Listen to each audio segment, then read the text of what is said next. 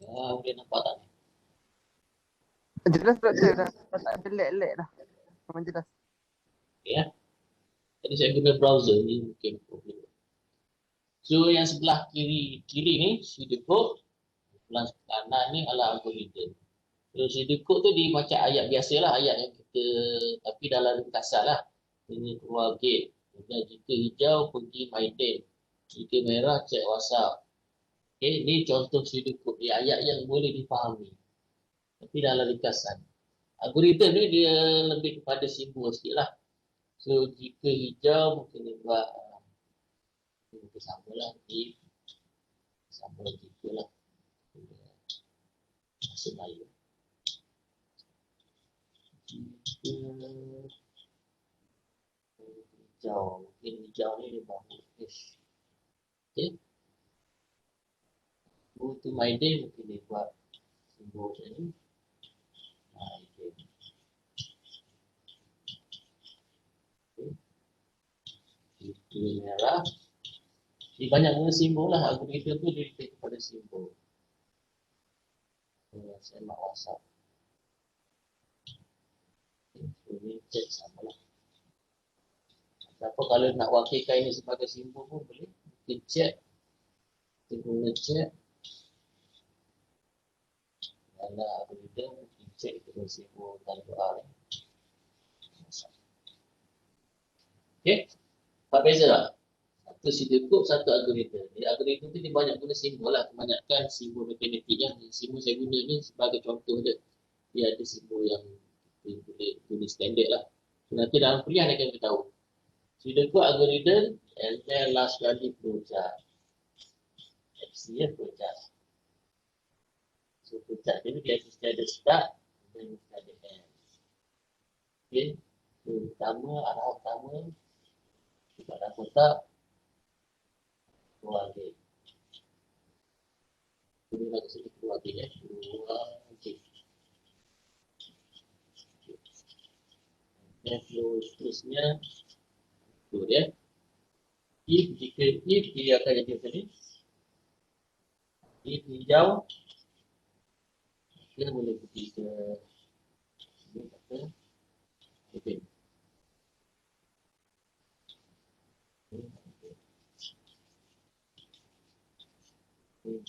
Yes.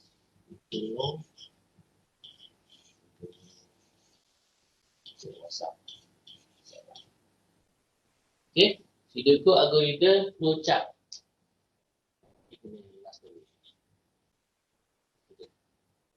So samalah kalau dalam coding kita akan based on flowchart ni lah. Sebab coding dia berdasarkan apa yang kita fikir based on sequence ataupun logik. Okay, logik yang pertama, logik yang kedua. So bila nak buat coding kena buat benda ni lah. Tapi basically kalau kita tak buat lah benda ni, tapi kalau kita kompleks benda yang kompleks kita kena buat lah. Okay, so hari ni sebab ni lab kan, so saya akan tunjuk tentang flowchart. So kita nak guna software apa untuk flowchart ni? Okay, dia ada banyak software untuk buat flowchart tu yang nak buat bulat-bulat ataupun nak buat tiga segi, nak buat diamond tu ada banyak-banyak software. Ni khusus untuk programming lah. Kita ada Repton. Kita ada banyak lah. Jadi saya nak tunjuk yang saya nak guna lah. Logo rhythm lah. Logo rhythm. Dia combine flow diagram dengan algoritma. Okay. Algoritma. Algoritma. So yang ni boleh tengok sendiri, boleh cari sendiri. So saya akan demo yang ni saja. Algoritma. So okay, nanti boleh download Nanti tengok lah. So boleh search dekat Google ni algoritma. And then klik dekat algoritma ni, download terus tak apa, klik kat download. Kita pilihlah window ke 64 bit, 32 bit. Mac pun ada. Okay.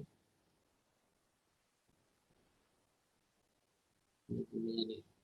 Tak apa, Mac pun boleh running ni Windows kan. Okay, sudah download.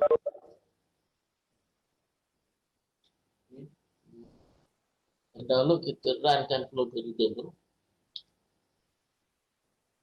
Ini adalah logarithm. Ini akan keluar macam ni. Okay. So basically, dia akan start dengan yang bulat atas ni dan yang bulat bawah tu dia mesti ada. Itu wajib ada. Iaitu yang bulat yang ke atas ni adalah main, bawah ni adalah end dia. So, katakan dia nak buat satu sistem atau program analisis dia.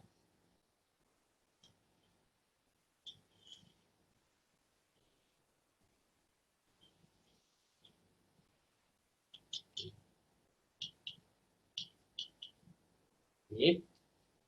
Katakan ni soalan dia. You should create a program that calculates all the numbers entered by the user. Okay, you kira. So, dia nak user tu sentiasa masukkan nombor. Program kita akan sentiasa campurkan nombor.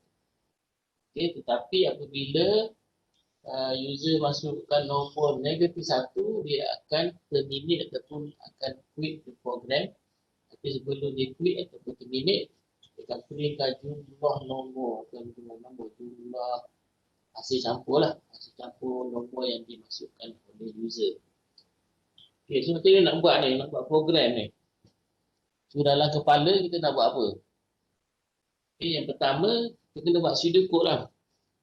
So pseudocode ni kalau kita dah mahir tu, tak perlu lagi tulis, boleh letak dalam kepala je. Sekejap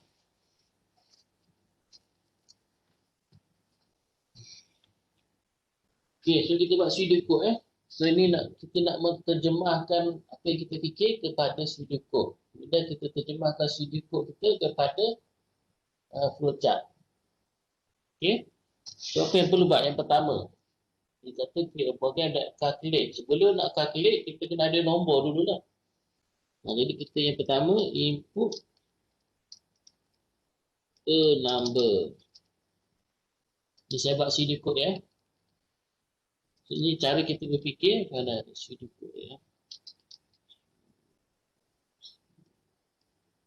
Ambil je pseudocode. Kena salah. Right, input number. Step pertama adalah kena masukkan nombor lah, satu nombor kan. Lepas tu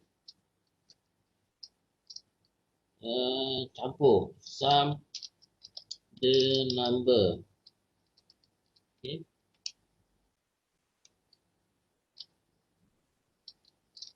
Okay.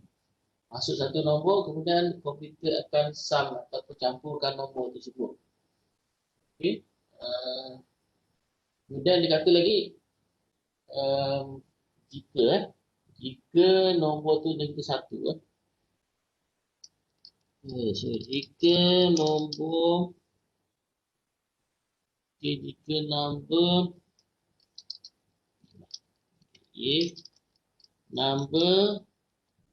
is negatif 1, then maksudnya dia kena buat apa? Okay, jika number negatif 1, then dia exit lah. Okay, exit program. Okay. Tapi jika bukan negatif 1, ini else. So jika number tu bukan negatif 1, else repeat step 1. Ini pseudocode dia. Okay, bermula input a number, then sum the number. Jika number tu negatif 1, dia exit. Apa yang tertinggal kat sini?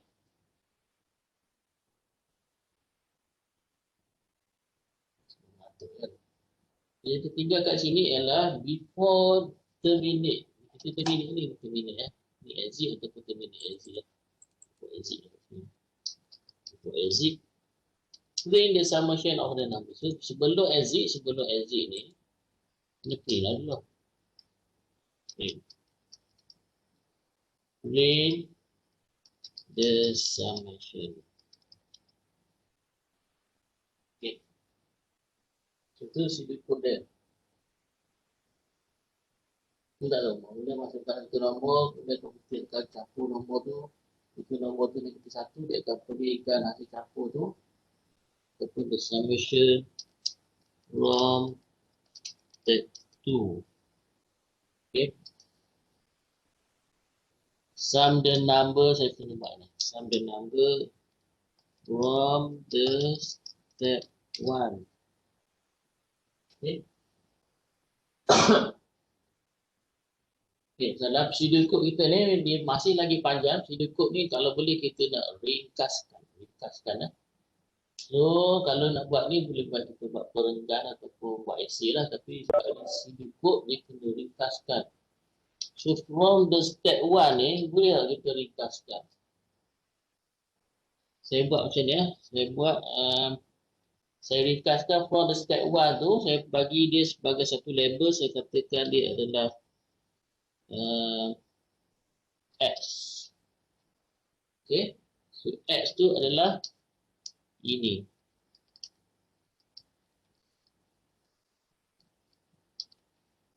Okay. Maksudnya input a number kita simpan dalam X. Dan nombor 2 tu di sum the number X. Di sum the number X. Okay. Ada lagi panjang ni. Ini pun panjang. Print the summation from step 2. Hasil jumlah dia, Ini saya buat letak dalam Y. Print Y. Y itu adalah sum the number store in Y. Okay, maksudnya kita campur nombor X itu kita dah simpan kat mana? Okay, nilai terkini dia adalah kita simpan dalam Y. Ya. Itu sudah cukup. So apa itu X, apa itu Y, tempat yang kita simpan tu. Di dalam programming ini dinamakan sebagai variable. X dan Y, apa itu X dan Y, saya tulis dalam bawah ni.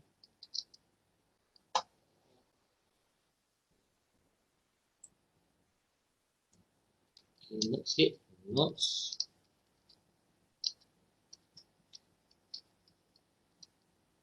X and Y upon as variable. Boleh ubah. Okay. Kita buat X saja, yang saya wakilkan nombor yang user nak masuk tu sebagai X. Nanti saya wakilkan dia variable. Nanti bila dicampur X yang pertama, campur X yang kedua, campur X yang ketiga, kita simpan dalam Y. Y itu dinamakan sebagai variable. Okay. So, kita nak convert ini kepada flowchart. Okay, dah ada pseudocode ni. Kita nak convert kepada flowchart. Kita buka flowchart kita. Ini flowchart kita. Sikit. Kalau ada nak tanya-tanya ya. Benda you all tidur tu. Okay, so the other main ni, kalau kita gerakkan mouse kita kat situ.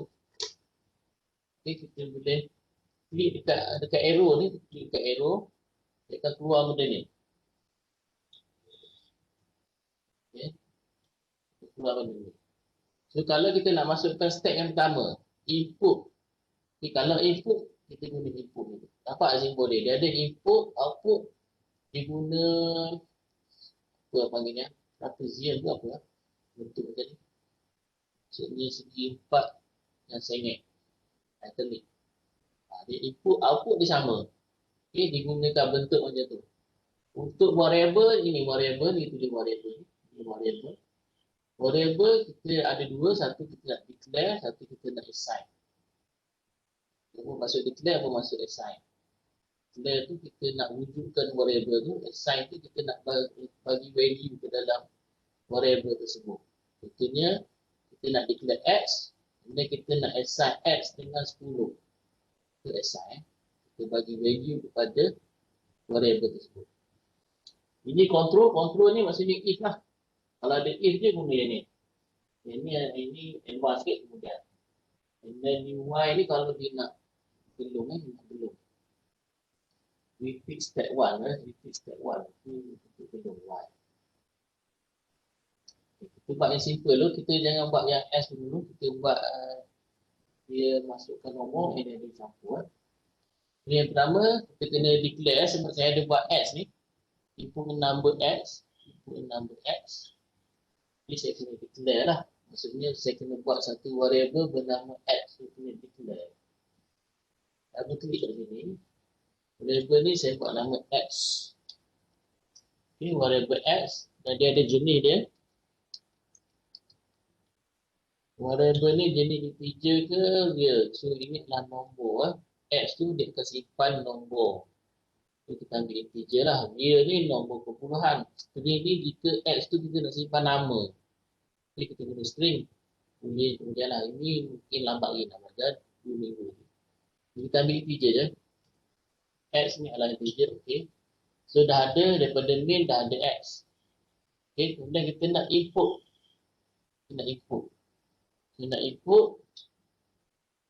So lepas kita dah declare x, kita dah declare. Declare tu maksudnya kita wujudkan nama variable tersebut. So kita dah wujudkan x. Lepas tu adalah kita input a number. Kita kat sini. Input. Ini dah wujud input ni. So input ni maksudnya user yang akan masukkan value tu. User akan tekan keyboard. Itu input lah. So bila user tekan keyboard, kita nak simpan dekat mana ni? So, kita nak input a number simpan dalam x. So, variable yang akan simpan apa yang user input adalah x. Letak tu lah. Okay. Kemudian kita nak baca x ni dan kita nak store dalam y. Kita nak campur. So, kena ada y dulu. Kena declare dulu y. Okay.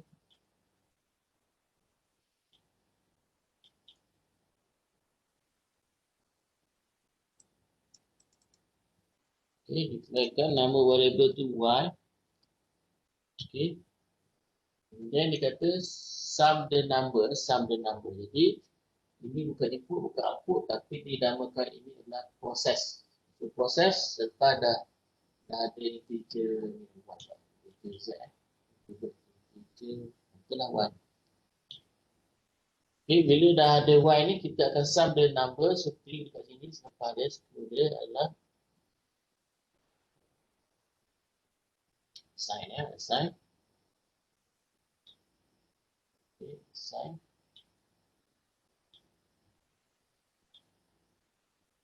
Okay, assignkan y tu dengan x. Okay. Y akan ambil x ha. So macam mana dapat dicampur-campur tu.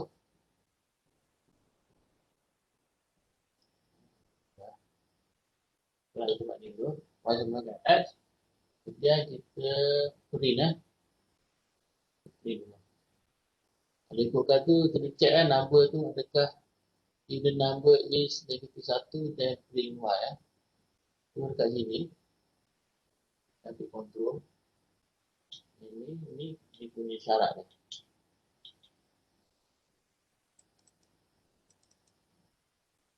Okay. Ini if number is -1. Number ni kita dah buat x. If x is negative y, dan kita print y. Dekat sini x is tu kena buat 2 kali ni ya. Dash 2 kali. Sama dengan -1. Okay, jika true dia akan end kan. Tapi sebelum dia end kan true ni dia ada print kan, print y. Jadi kita buat output ni print lah. Maksudnya output input, user masuk dekat keyboard, output dan sistem akan keluarkan ke dalam screen.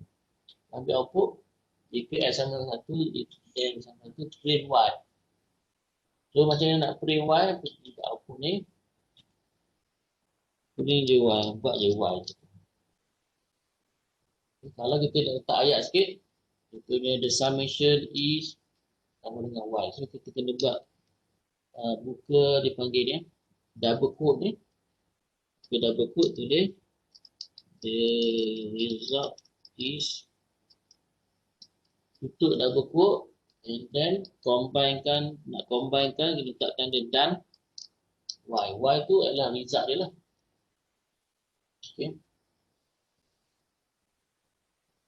So jika false dia akan pergi ke, dia akan ulang balik kan.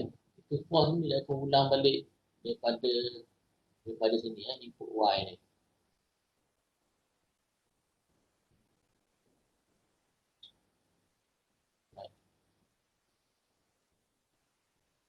Satu lagi satu isu lagi. Yang ni integer y ni, mana-mana yang kita declare variable dia eloknya kita letak di atas lah sebelum kita buat proses apa-apa. Maksudnya sebelum kita nak create y ni, kita step yang pertama adalah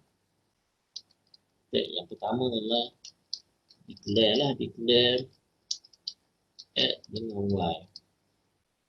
Okay. Sepatutnya yang ni yang integer y ni yang kita declare tu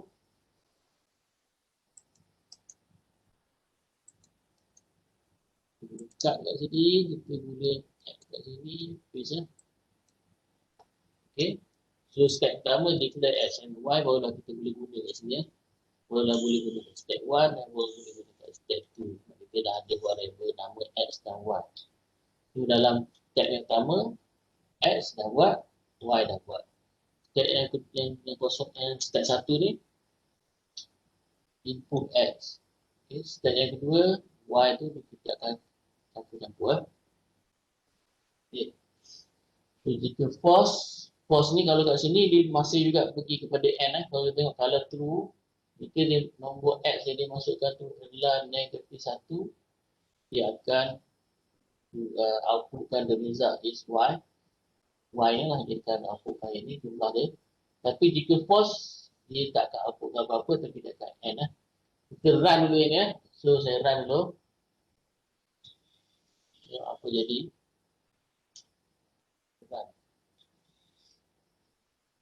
Okay. Kalau tengok run ni, sekarang ni dia nampak kat sini, dia ni tak highlighted, yang ni tak highlighted, dia sekarang ni dia highlighted kat sini, maksudnya dia berhenti kat sini. Input x, maksudnya dia minta kita masukkan x tu. Okay, input so input katakan saya masuk 8 Kemudian saya klik enter. Okay, 8 enter, tapi dia false lah. Bila dah 8 dia pergi sini, dia pergi false, and then dia terus end. Tak ada apa-apa, tak print apa-apa. Tapi katakan saya buat negatif 1 start balik. So dia pergi kat input ni, dia buat negatif 1. Enter, the result is negatif 1. Okay, maksud dia pergi kat sini lah. Bila x yang dia masukkan tu negatif 1, dia pergi pada y. Tapi y ni, dia tak campur ni.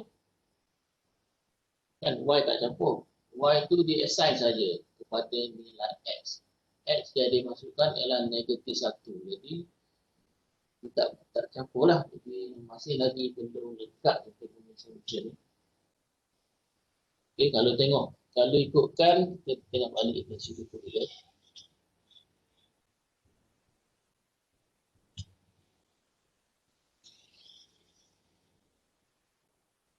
Dan sini kod kita ni, dia kena repeat step 1 ni tak ada. Kita tak buat repeat step 1. Okay, so macam mana nak repeat step 1?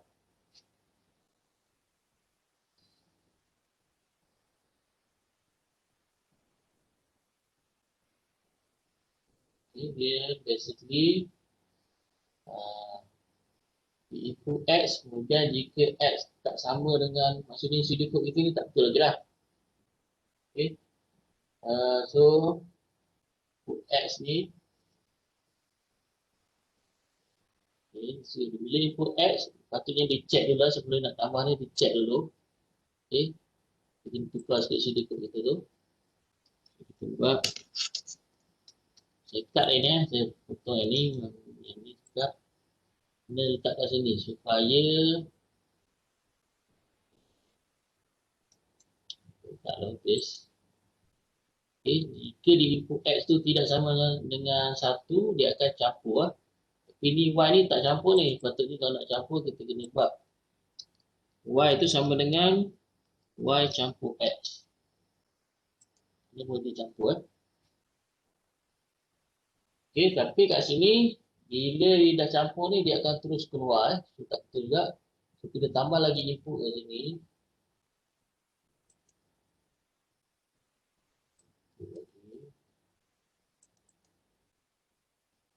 Simpan input tu sebagai X. Okay. Saya silap. Buat dekat keyboard.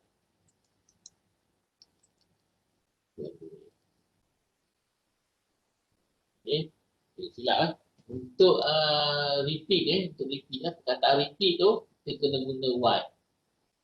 Kena guna Y. Saya letak satu ya. Tapi kan dia nak repeat kat mana, dekat pause ni Dekat pause ni dia nak repeat. So nak repeat kena guna Y. Okay. Jika X tidak sama dengan 1, dia pergi sini Y So Y apa? Y X.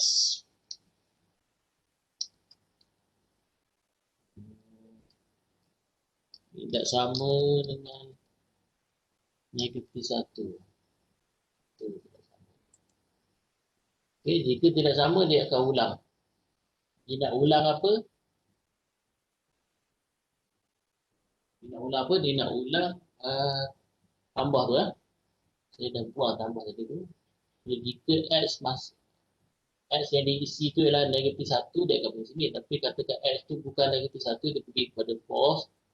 And then X tidak sama dengan negatif 1. Dekat sini dia kena campur. So, ini campur.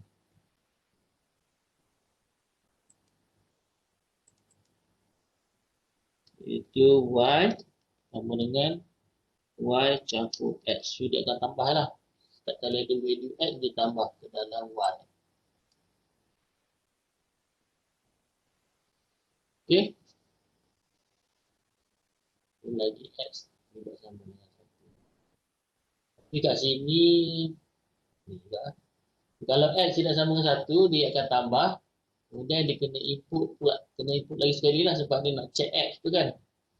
So dekat sini dia input lagi X.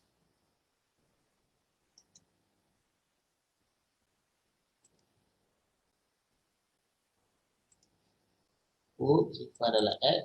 Simpan dah tambah, kita kena input balik. Sebab input ini repeat step 1 ni, dia akan input balik lah input. Dia kena input balik X.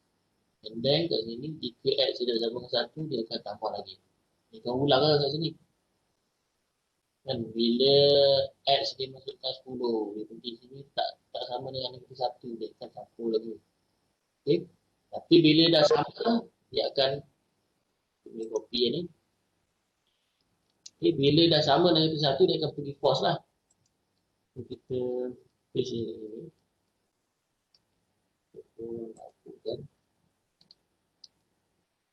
Masukkan ni orang. The result is itu, and then keluarkan value daripada Y. Okay. So ini kita punya flowchart dia. Tengok jalan dia ni, kita run dia. Ini dia berhenti dekat sini dekat input X ni. Okay.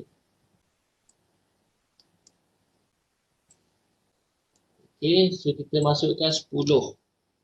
Okay, kalau saya masukkan 10, dia akan check sini dekat X sama dengan 1, tidak akan pergi ke sini Dan dia akan check lagi sekali, tidak sama dengan negatif 1. True, maka dia akan campur. Dia minta next input 10.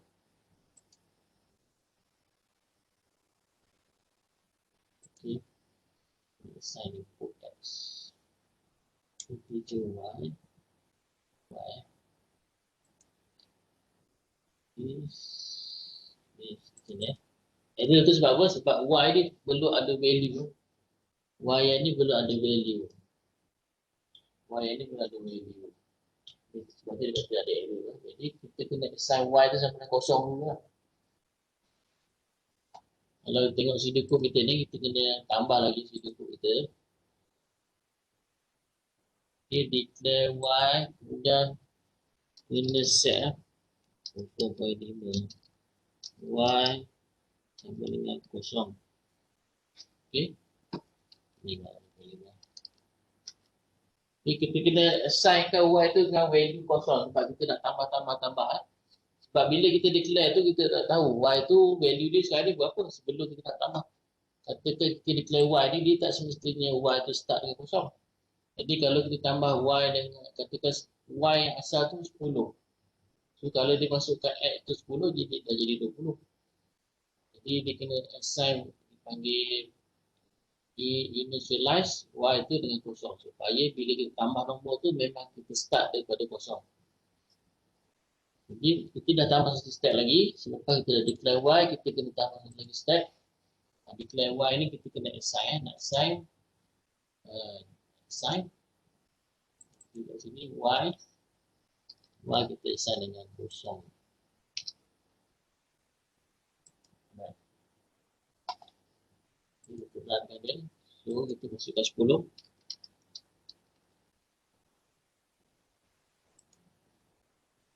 Okey, masukkan 10. Nampak tak? Dia akan pergi ke sini, ke sini. Sekarang ni dia tengah highlight yang ni. Dia tengah menunggu input. Maksudnya ni dah tambah. Y yang pertama tadi kita dah set kosong. Campur dengan 10. Jadi value Y sekarang ni adalah 10. And then the next input X. And then dia akan check. Mungkin tidak sama dengan kita 1. Dia akan tambah lagi. Y tadi dah jadi 10. Akan tambah dengan nilai X yang kita akan masukkan di sini. Okey, dah 10, saya masukkan 99. Enter. Jadi masih lagi berada di sini sebab dia belum lagi negatif 1 lah. Tapi Y tu telah bertambah lah. Okey, kita tengok kat sini. Ini apa yang kita key in lah.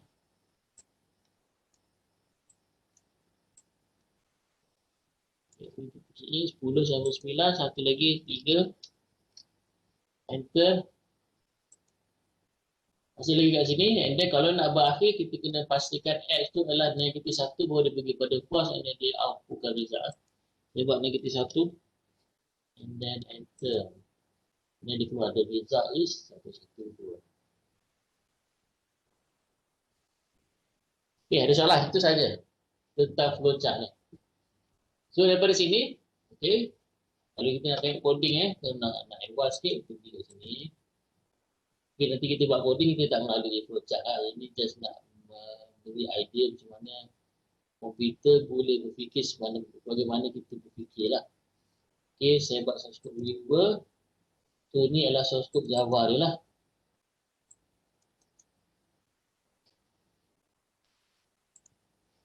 Ini so daripada flowchart ni kita boleh buat source code dia. Ni dalam coding Java. Coding. Tapi coding ni dalam minggu ketiga tu baru belajar lah apa sintax-sintax dia. So sebenarnya daripada flowchart yang kita design ni. Okay, daripada flowchart ni. Daripada flowchart ni basically kita yang akan buat coding ni. Coding ni kita lah akan buat, kita akan belajar nanti. Jadi kita buat lah coding tu.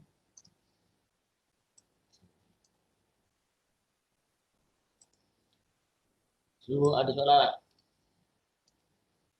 So boleh try lah. So basically dia kena try lah.